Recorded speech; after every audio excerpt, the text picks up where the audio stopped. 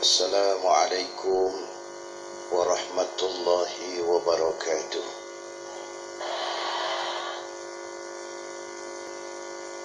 Alhamdulillahi wa kafa.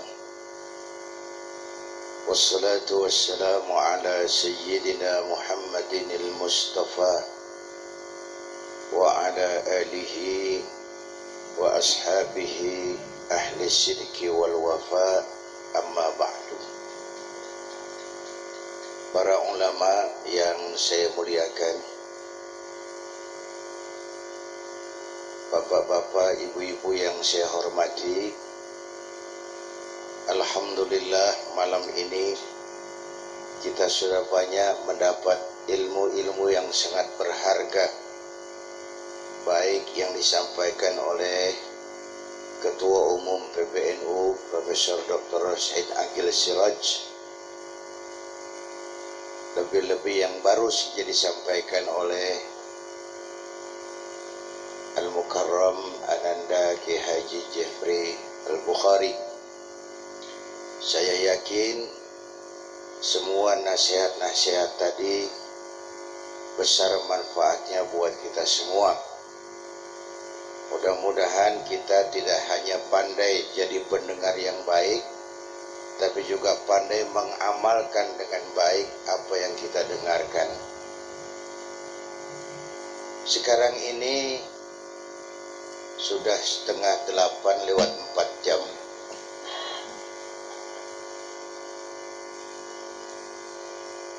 Jadi saya 5 menit saja. Pertama, saya bersyukur dapat menghadiri hari ulang tahun ke-48 Jam'iyah Mahabbatur Rasul, sekaligus memperingati Maulid. Dalam sejarah saya belum pernah membaca ada seorang pemimpin yang begitu besar cintanya kepada umatnya seperti halnya Rasulullah Sallallahu Alaihi Wasallam. Bapak Ibu cinta sama Nabi. Sudah pernah ketemu? Caranya piye? Belum ketemu kok cinta. Biasanya orang cinta itu kan ketemu dulu.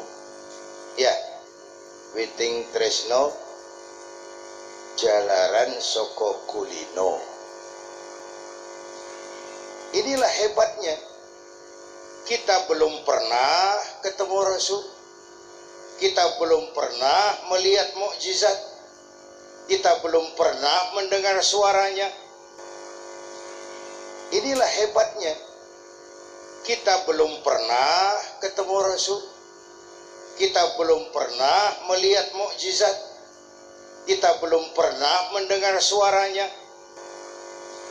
Entoh kita cinta kepada beliau jauh lebih baik ketimbang orang yang hidup dan bertemu Rasul, melihat wajahnya, menyaksikan mukjizat, mendengarkan wahyu, tapi mereka tidak mau beriman.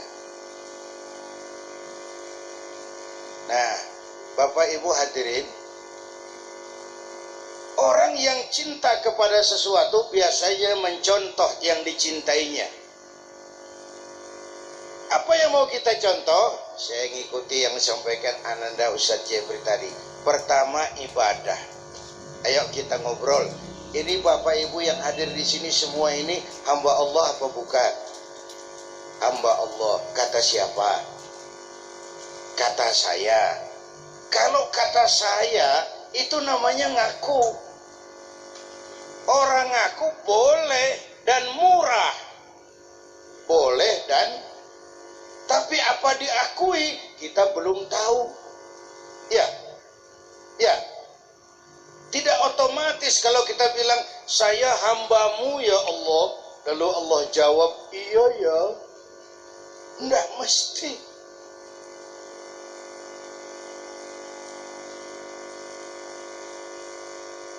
Karena berapa banyak orang dalam hidup mulutnya berkata saya hamba Allah, perbuatannya bilang dia hamba dunia.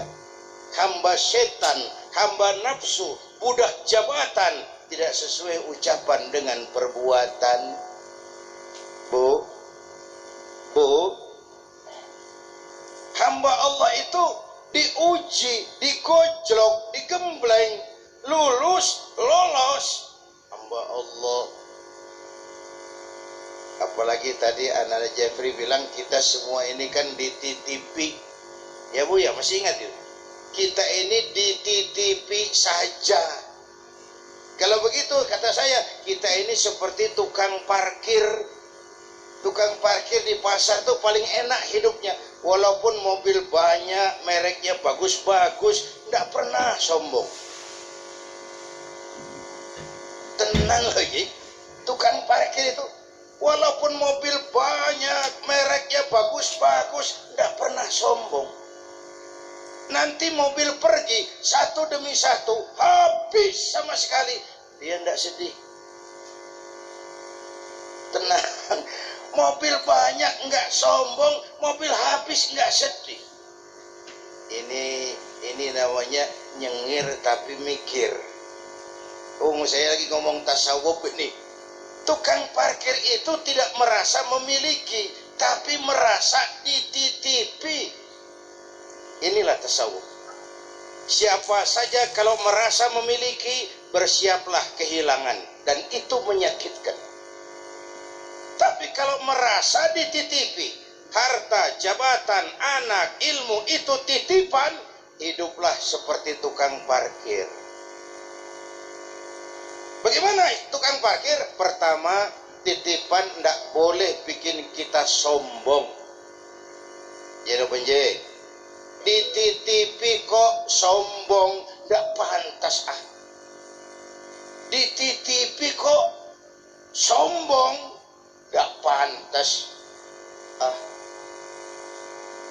tidak pantas ah. Pak Zainuddin titip mobil ya, monggo. Yang punya mobil pergi, saya peteteng. Emangnya mobil kamu? Ada orang dititipi jabatan oleh Allah, sombong. Ada apa tidak pejabat sombong? Ada. Namanya Fir'aun. Namanya tuh pejabat-pejabat sombong tuh anak buah Fir'aun semua. Dititipi kok sombong, ndak pantas ah.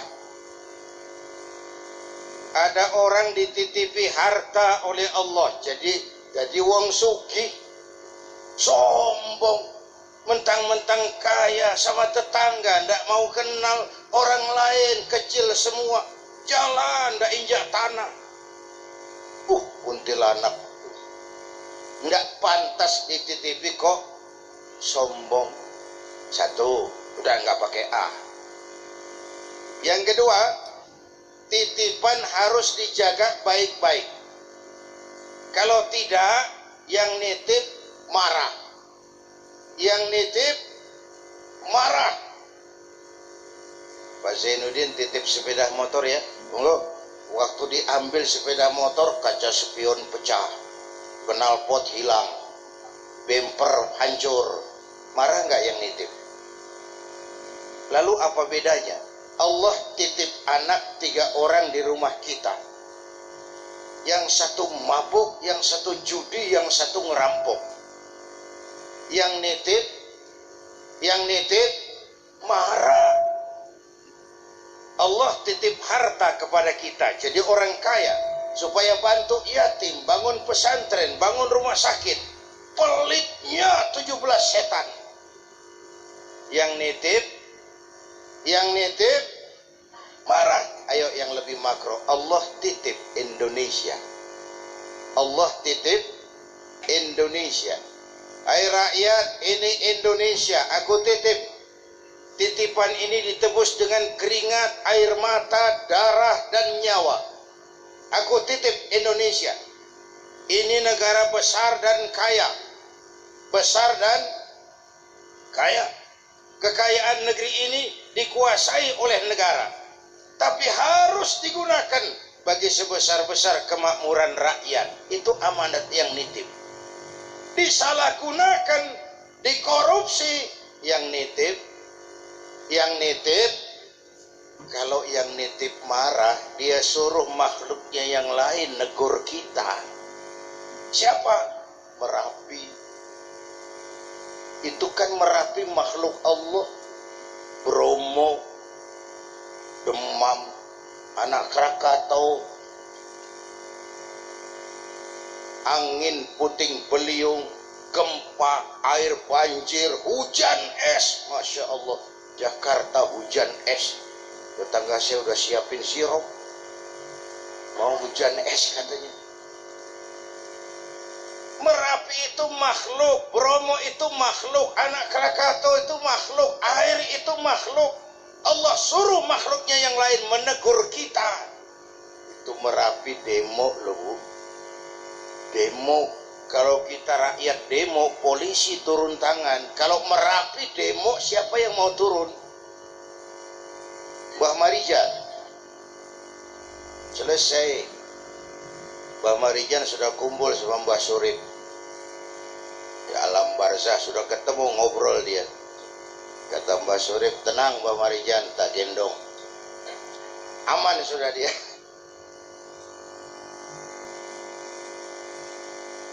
Bapak Ibu hadirin yang saya hormati, yang 100 tahun kita bangun selesai oleh gempa 2 menit.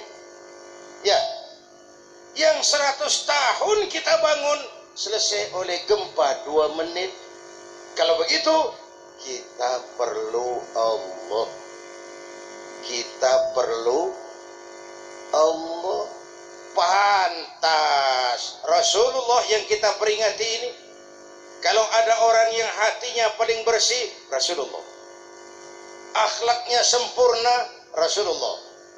Dosa sudah diampuni, Rasulullah. Tapi orang yang dosanya sudah diampuni, hatinya bersih, akhlaknya baik, kalau sholat malam kakinya bengkak karena rajin sujud. Bu,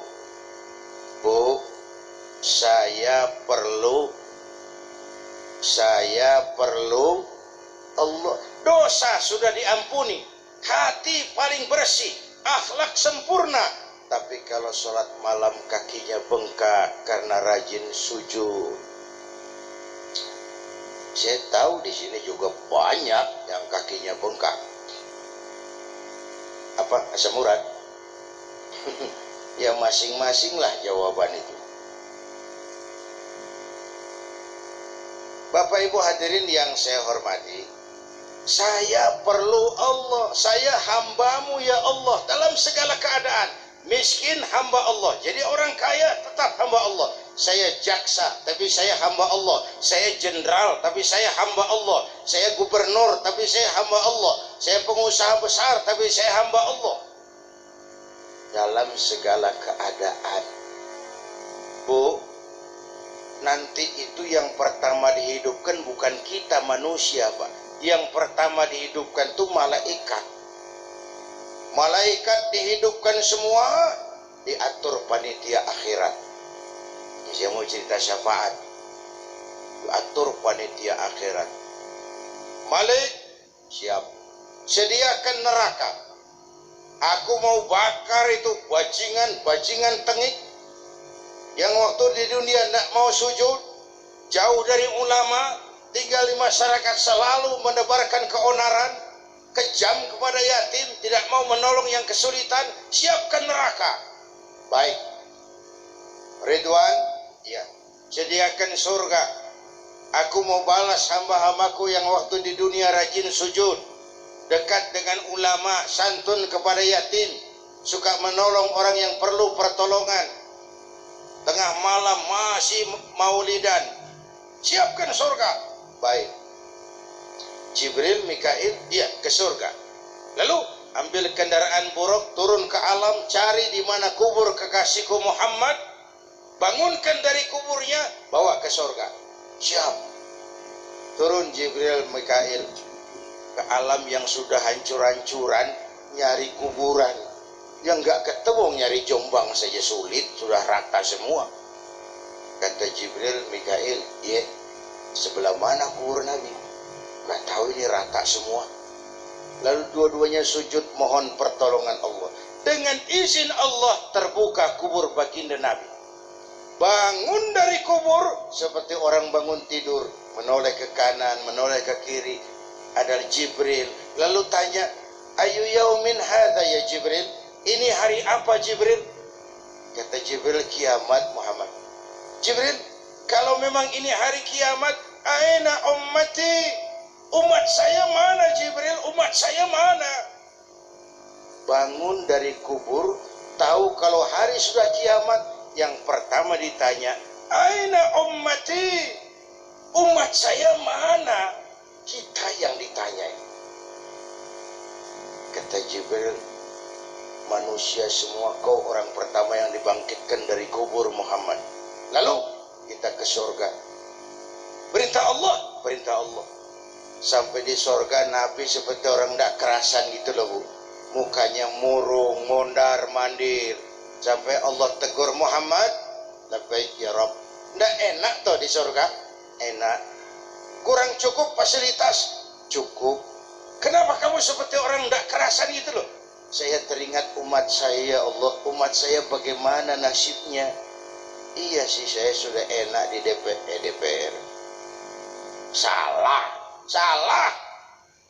Iya, saya sudah enak di surga, kursi empuk, gaji cukup, dapat mobil dinas, dapat rumah. Itu umat saya yang waktu kampanye pada kepanasan, bagaimana nasibnya? Jadi, saya minta izin keluar mau tengok saya punya umat.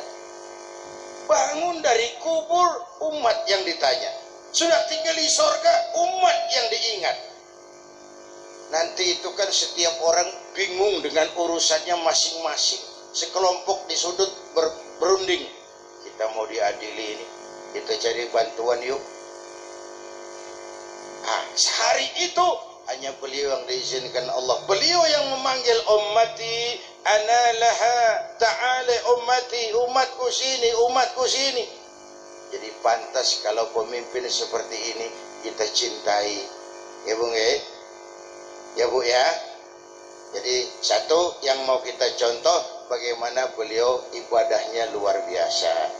Yang kedua, modal utama perjuangan beliau itu adalah akhlakul karimah, moral force.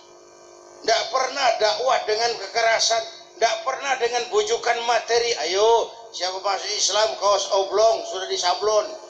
Tidak. Ayo yang masuk Islam beras 2 liter. Tidak. Dakwahnya dengan akhlak. Budi pekertinya dipuji Allah. Wa innaka la'ala khuluqin. Nah sekarang soalnya, kepada siapa sih kita harus berakhlak? 3 saya sampaikan. Jam 00:10. Artinya ini sudah ganti hari toh. Ya, inilah ceramah terpanjang di dunia. Saya pidato dari hari Sabtu, dari hari Minggu sampai hari Senin. Jam 00:10. Bu, saya cerita apa tadi? Kepada siapa kita harus berakhlak? Kita ini semua harus berakhlak kepada 3 hal. Berapa? 3. Yang pertama, kita harus berakhlak kepada Allah. 13 tahun Nabi berjuang di Mekah memperbaiki akhlak kepada Allah, menanamkan tauhid, meluruskan keyakinan, membangun akidah. 13 tahun di Mekah pasang fondasi dengan hitungan, kalau fondasi kuat bangunan aman, kalau fondasi melenceng bangunan bengkok, kalau fondasi rapuh bangunan runtuh. Bangunan bagaimana fondasinya, orang hidup bagaimana imannya. Ini kan kita bangsa Indonesia sekarang ini Pak, bukan cuma perlu orang pintar, bangsa kita perlu orang benar. Ya Bu, Ibu lebih baik mana, punya anak pintar tapi tidak benar, atau punya anak benar tapi tidak pintar?